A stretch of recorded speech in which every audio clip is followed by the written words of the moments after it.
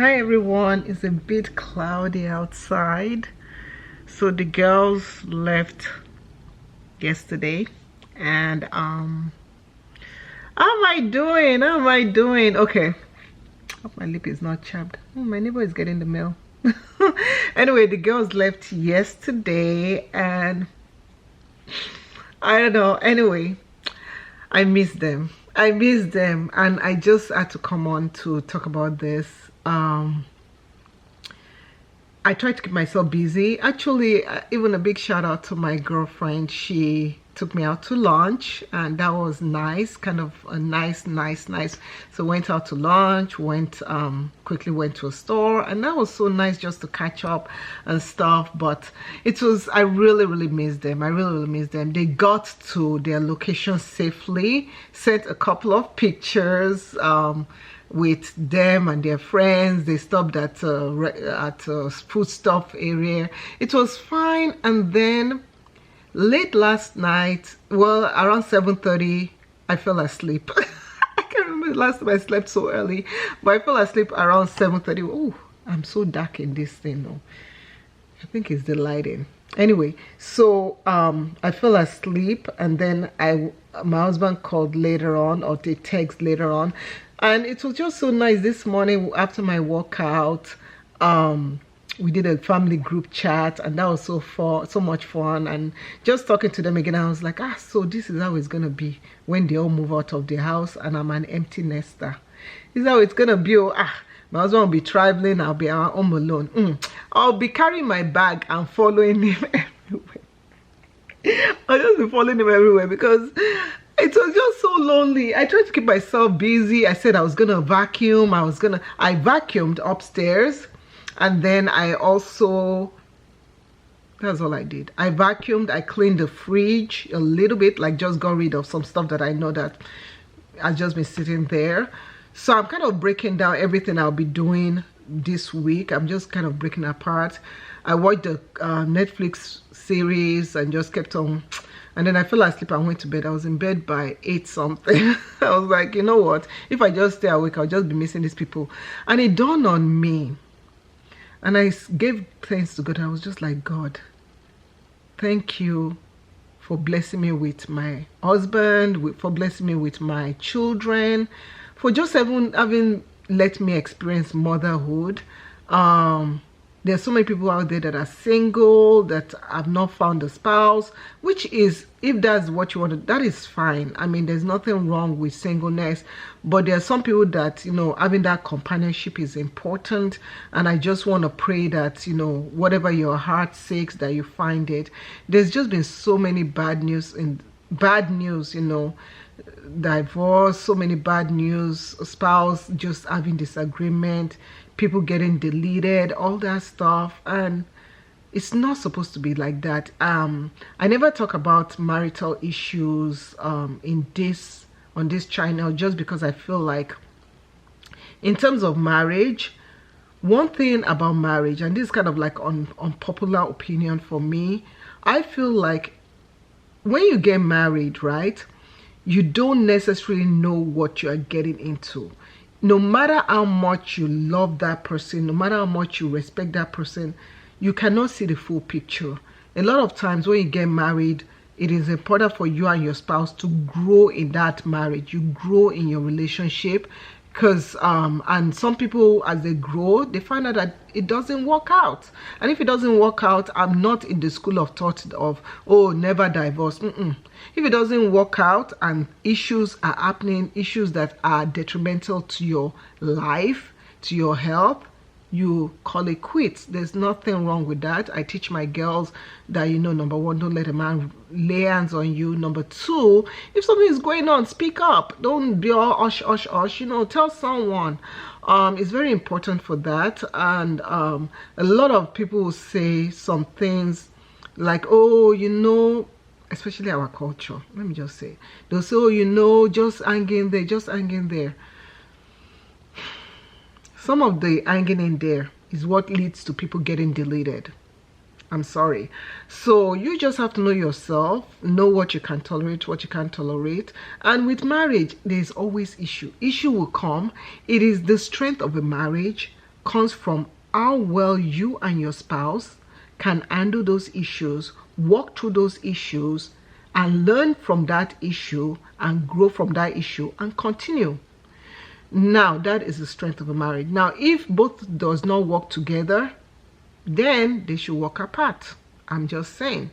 So I'm just sitting down here. It just gets me thinking about life and thinking about how we are raising our children and just all the stuff going on.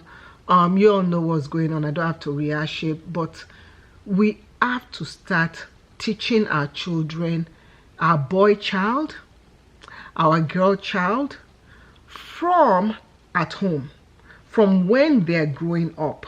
That is when we need to start teaching them. Not that, oh, they are now older, oh, they are now teenagers, oh, they are now in high school. Now let's start talking about how you should respect a woman, how the woman should respect a man, how you should not take things for granted, how you should not mistreat, how, you know, DV is not good, how don't do this, don't do that. No, start from when they're little, because in this day and age of internet, the age of, oh, let's wait until they are older to discuss this matter is gone. It's so gone. I remember when I started discussing all these matters, how to be good in society, how to be yourself, how to own up to yourself, how to be strong for yourself.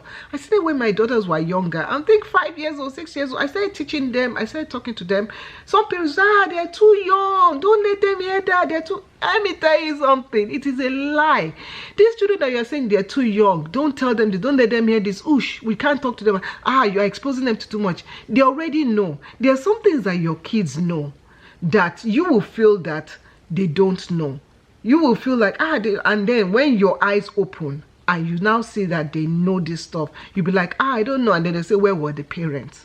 They always say, where was the parents? It boils my blood, because every time they'll, you know, our culture, they always blame it on the mother. They'll say, where was our mother when all this was happening? Nobody says the father. Why?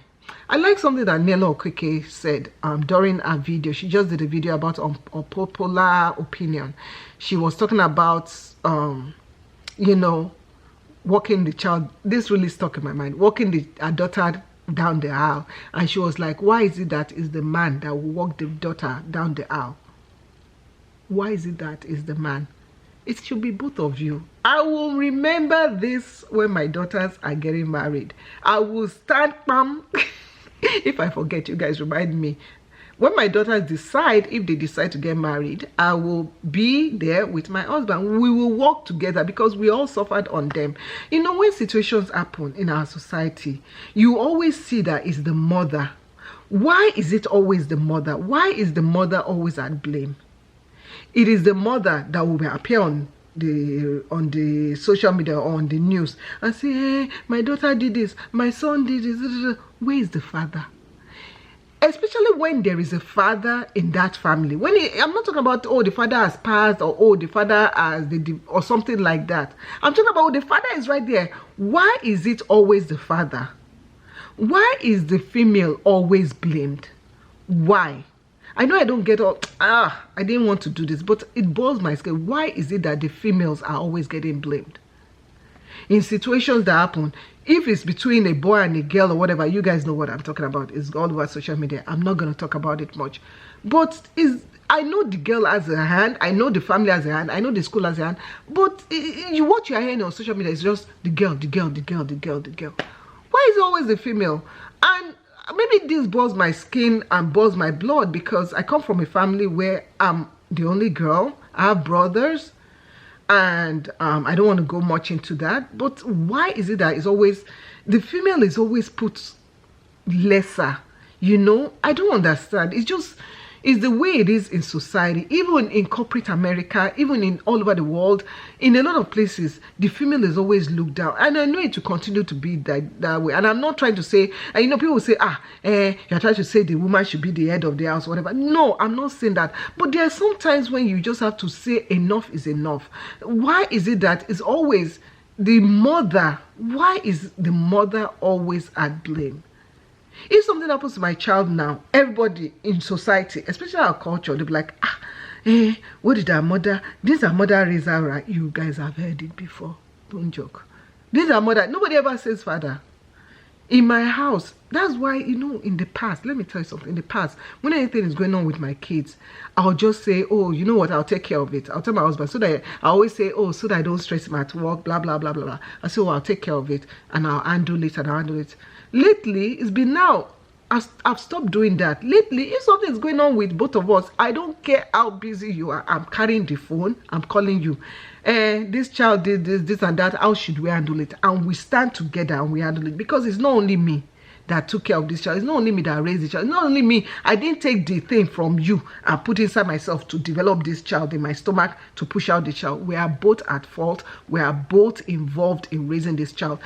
And let me explain something to you. After I started doing that, my husband actually liked that. He actually felt more involved, you know. And I think that a lot of times we don't realize as women, when we say, oh, we don't want to disturb our husband, let us take care of it, we're actually faulting ourselves. We're actually faulting ourselves. So I want us to stop doing that.